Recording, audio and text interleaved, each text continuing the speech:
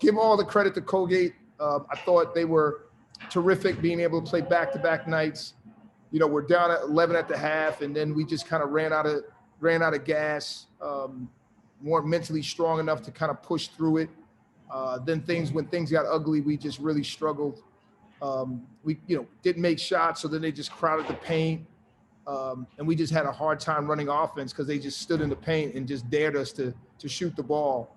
And then we couldn't make any shots. So it's one of those deals. Look, man, it's embarrassing. You're on national TV and you get drubbed by 40 points at home. It's embarrassing, for all of us. But we gotta take the hit. We gotta take the hit, and we gotta learn from it. And then hopefully we can get ourselves healthy and work through it together. We just haven't had the guys together to be able to work through it. So now when hard times come, they're confident and comfortable. We got some guys playing completely out of their roles and trying to step up in ways that, just they're not ready to do. So we got to give credit to Colgate. But I'm really confident if we can get this group together, we get healthy, we get enough practices under our belt. I'm really convinced that this group can be a terrific team in our league. I guess to start it off, obviously the first thing we notice is Javonte didn't play tonight. What happened there, and how do you have to have your team adjust when a guy like Javonte's out? Well, let's start here. Last night Javonte was terrific on offense, especially in the first half, but he couldn't guard. He can't move, and all they did was just isolate him and go one-on-one every time. And we made the decision not to play him because it's just not getting any better. And so what are we going to do? We're going to play him on one leg, and then he can't move defensively. And so we're hoping with some rest that we can get him back and get him back closer to 100%, for us to make a run. Jonas is the same way. They both could play, but they're both going to be hobbling around. They're not going to be 100%. We got to get those guys healthy. We were able to kind of hang tough in the first half. In the second half, like I said, we had a hard time, creating any advantages on offense. The one advantage we had was kind of trying to throw it into the paint. And again, they were just going to crowd the lane. And then we just needed to make some shots. I thought if we could have made some shots early in that second half, it could have helped. And then we just kind of fell apart. Once we didn't make shots, I thought we just, we hung our heads. We weren't able to fight through. We weren't able to battle. And then, the older guys couldn't get us through it. And then, we put some younger guys in the game, and, they're not ready to go and help us, kind of stem the tide a little bit and help it and hold it together. So once our older guys weren't able to do that, now we're relying on first year guys to kind of help. And we just weren't ready. We just weren't able to do that. Coach, one bright spot. Matone had team leading 13 points today. You mentioned yesterday that he'd been working on a lot of stuff in the offseason.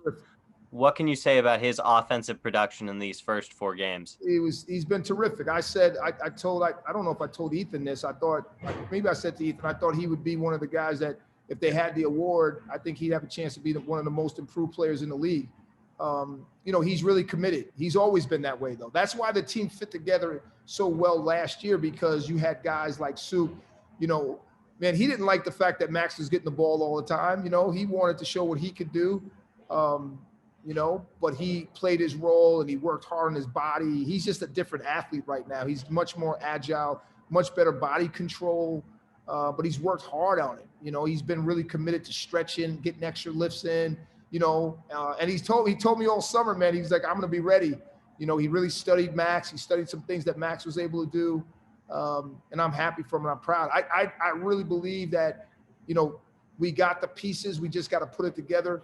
This is embarrassing. Everybody's embarrassed. You get crushed like this on national TV. Everybody's embarrassed. But, there's a lot of hope that I have for this group.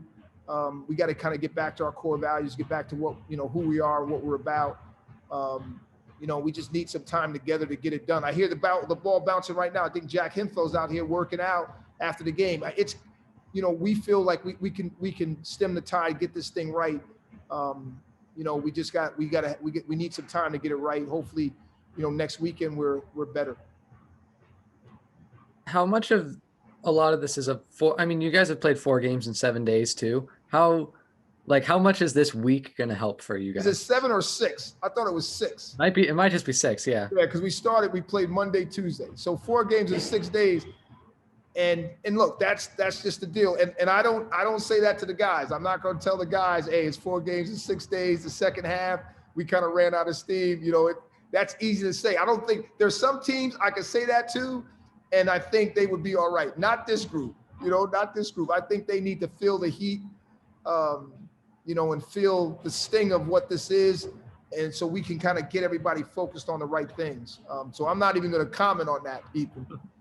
Okay. And I think, that's an interesting point that you make. Obviously, this kind of game on TV isn't fun for a lot of players. As a coach, what kind of tone do you try and set after a game like this? Like, what are you trying to teach your team? Yeah. First of all, I let the assistants speak, and I let the players talk. Because I do a lot of talking. And sometimes, we have a lot of experienced assistants. They've been through a lot. So I wanted them to have a chance to voice how they felt. And I wanted the players to voice how they felt. And the guys that spoke, Javonte spoke, Suk spoke, Jonas spoke, Walter White spoke. Those guys spoke about the right stuff, and, we know what we have to do. We know what makes us good. And we're not very good right now, but we know what makes us good. And we just got to get back to, who we are as a program. And, they talked about the core values. They talked about love. We got to play for each other. We didn't do a great job of that. We're not out there kind of battling for each other. We're not on a string. We're just completely out of rhythm on both sides of the ball. We have some stretches where we can put some stuff together, but we've been struggling. And they know that, they feel that. So we got to kind of get back to that. But I was proud of them.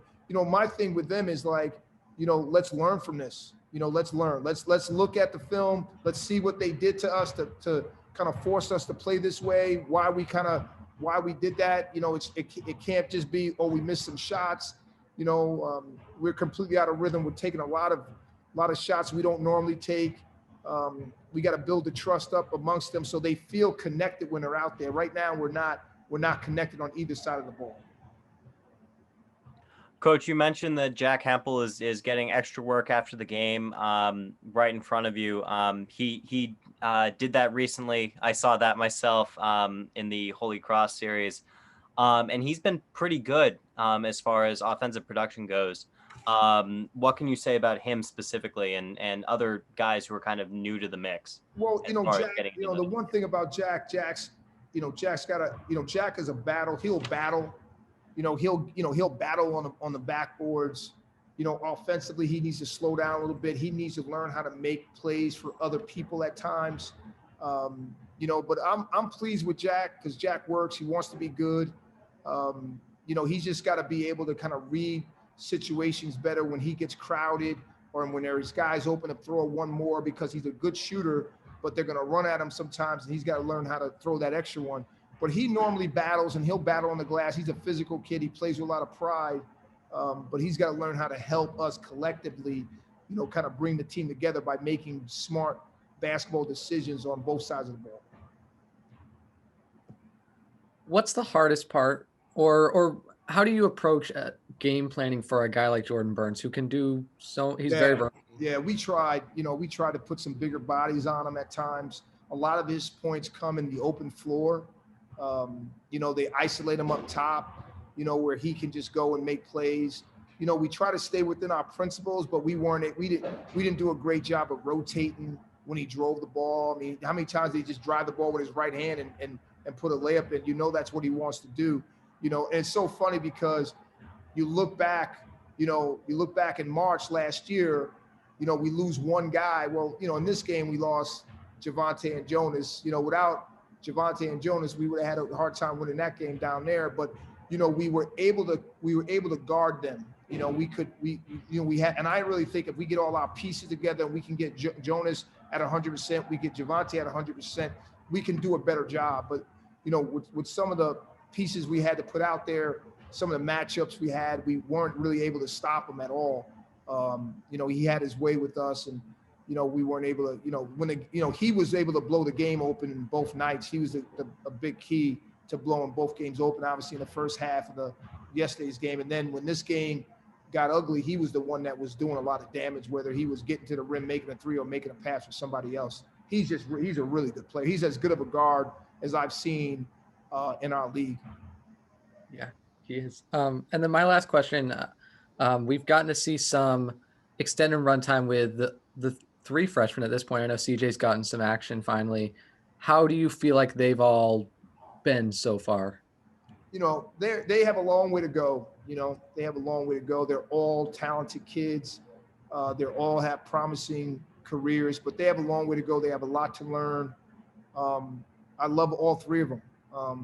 You know, but as you can see, you know, we need the veterans back, and then those guys can kind of fit into their roles, right? So the whole thing right now is we're kind of playing some guys out of their element a little bit. Some guys really aren't ready because this is the first taste of Division I basketball. They're just not ready. You know, a guy like Damon Tate can show some flashes, but being consistently mentally ready to go. You know, hopefully when we get these other guys back, then we can kind of put all the pieces together and start to build from there. But we got to kind of go back to the drawing board, go back to our principles. You know, we were one of the best teams in the league defensively, and we're not close to that right now. And a lot of that is preparation and making sure we got enough, you know, we're doing what we need to do in practice, but also that's trust out there and guys kind of being out there for each other. The guys talked about brotherhood and how we got to, you know, look out for each other out there on the court, and we're not doing a great job of that. So that's the thing that, you know, defensively we got to come together. Then offensively, I think when we put the right pieces out there, we'll have enough shooting and enough playmaking to be a different team that we saw tonight.